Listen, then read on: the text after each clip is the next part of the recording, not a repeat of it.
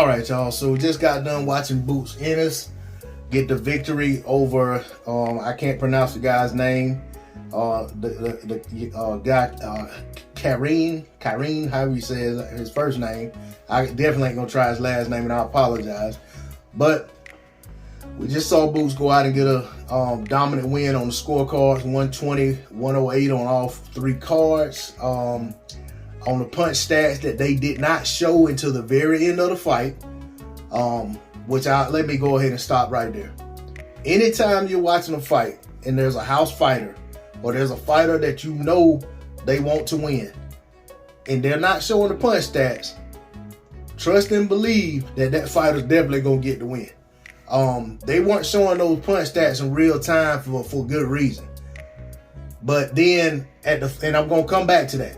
But then at the end of the fight, they showed us these very lopsided punch stats that look spectacular for Boots Ennis. Looks like he was out there landing at damn near a 50% connect rate and, out there just doing his thing. Looking spectacular if you go by the punch stats.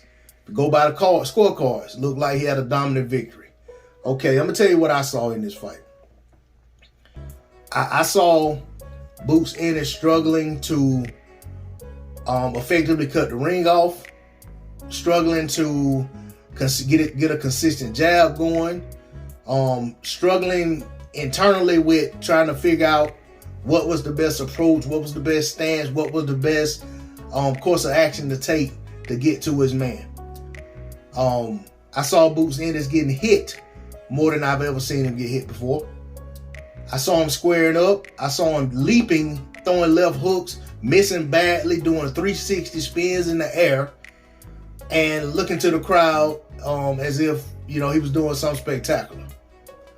I saw his opponent fighting with a lot of determination. He had a game plan. He stuck to it. Wasn't going to get the outcome he was looking for unless, he was able to really put some hurt on Ennis. But he did land some good shots. I saw, I think they had Ennis landing about 46% of his shots.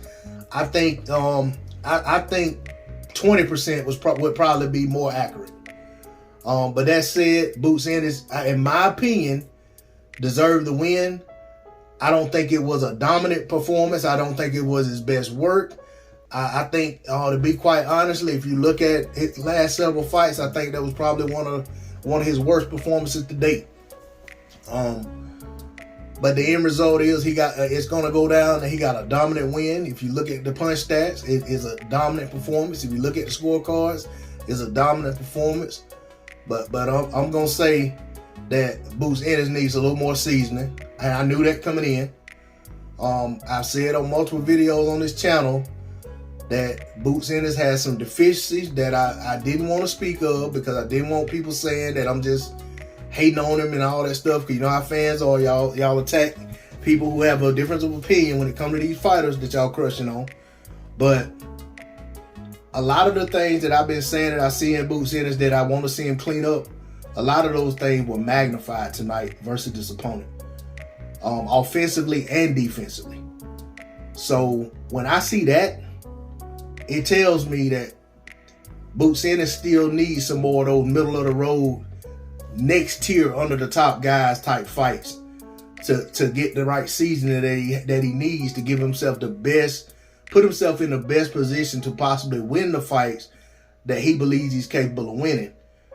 But a fight like this, a performance like what he put out tonight, I think there's a lot of fighters who would have beat Boots Ennis tonight.